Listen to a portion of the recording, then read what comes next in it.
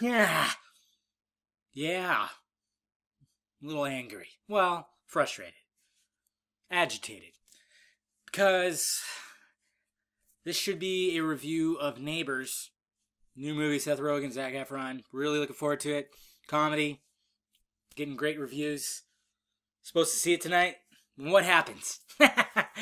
That silly day job work thingy got in the way. Didn't get off work till 9 o'clock, almost. Weep.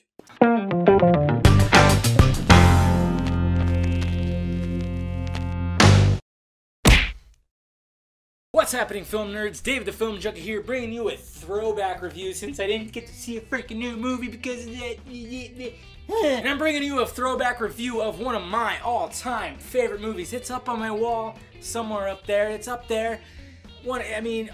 This movie is inspiring. It's so just great. You already know I'm going to give it a good review. Anytime it's a throwback review, of course it's going to be a good review. Memento! And this is Christopher Nolan's, not his first, because he did another movie first that was very, very indie. It was black and white, and it was actually pretty damn good too, just because the guy knows how to make a fucking movie. But this is his second movie, and this is his success, really. This is his, whoa, hey, look at this guy. This guy knows how to tell a story. And Memento stars, of course, Guy Pearce, Carrie Ann Moss, something like that, and Joe Manganiello.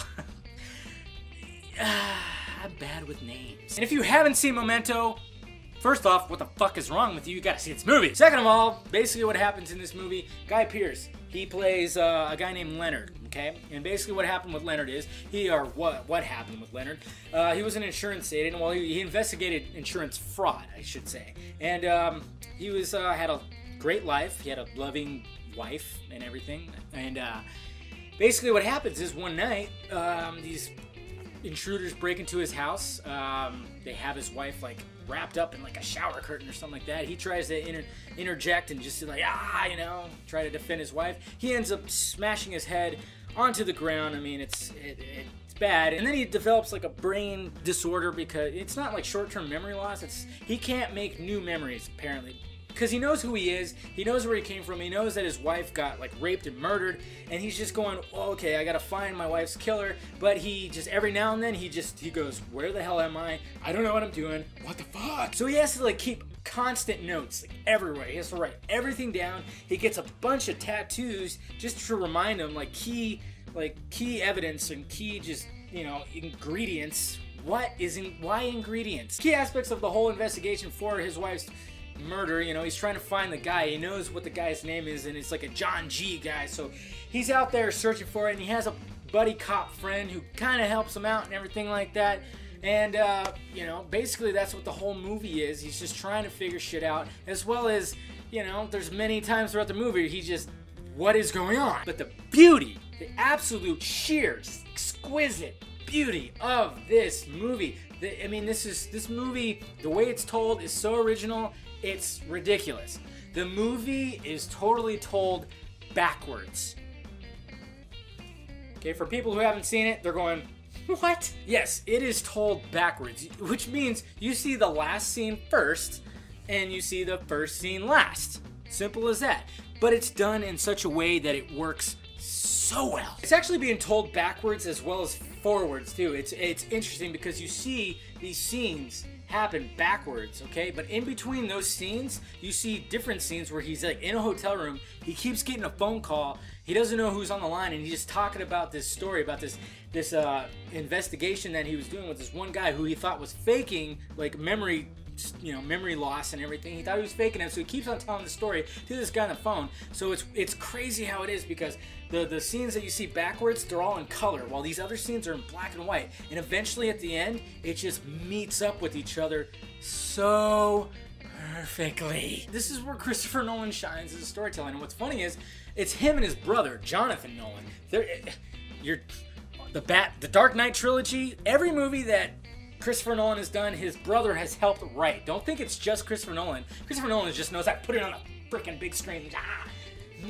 That's what I do when I see a Christopher Nolan film. I just turn into a gremlin. Both of those two guys just come up. I mean, this was based on a short story, and oh man, I tell you what, Guy Pearce does an excellent job playing the starring role, the lead role, when he just forgets. Oh man, see, that's the beauty part about the way the story is told, because when every time it goes, you know, backwards, he's like going, where am I? So not only does he not know what's going on, you don't know what's going on. When you first watch it, you don't know what's going on. Like each scene, you know, he'll be like running, and he's like, why am I running? And like, oh, there's a guy right there. Maybe I'm chasing him. Oh crap, he's chasing me. So you have no idea what is going on. So you're just like him. You have this temporary memory thing going on with yourself because you don't know what's going on.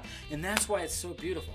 It is just an excellent film, guys. I'm telling you, one of my favorite movies, definitely in my top 5.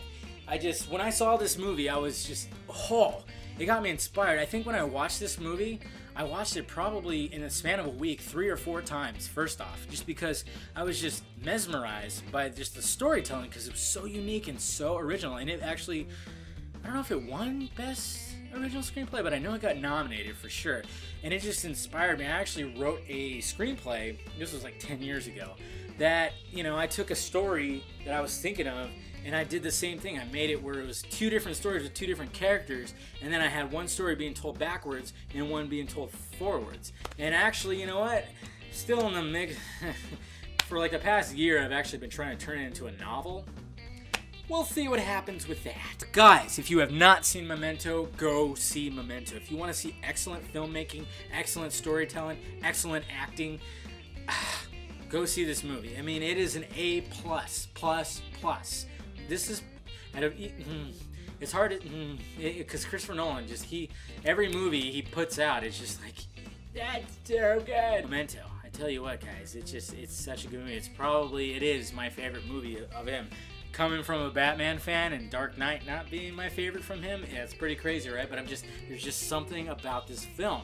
And I can watch it over and over again. Even though, you know, the first time you watch it, you are so gripped. You are so engaged in the story because you don't know what the fuck is going on every time it goes backwards. Because you're just like him. You're like, what is going on? And when stuff starts unraveling, you're going, oh, so good, man. And even though it's being told backwards and you see the beginning of the story first, you still get a big twist. It's just like, what?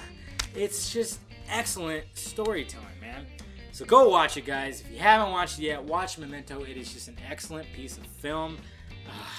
I can't even express how much I love this movie without taking my pants off. Well, alright guys, that's my throwback review of Memento. Please hit that like, thumbs up button if you'd be so kind. Subscribe to my channel if you have not already, and visit filmjunkie.com for your latest in movie news, trailers, and film reviews. Almost lost my train of thought. Sorry I didn't have a new movie, guys. Yeah, work just got in the way. I really wanted to see Neighbors. Hopefully I'll see it over the weekend. If I do, I will definitely put up a film review because I love doing this. Well, alright guys, I'm David, the Film Junkie, and this has been a throwback review of Memento. Watch it. Seriously. One of these days I'll finish that book.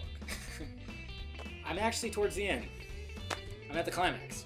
But I just, for some reason, just got too wrapped up with other things, and then now I'm doing the double life thing, and it's hard to find time. I can't find time to just sit there and just, one of these days now, guys. Famous writer. And then forget about you. Just kidding, I would never do that. Never. Alright, bye.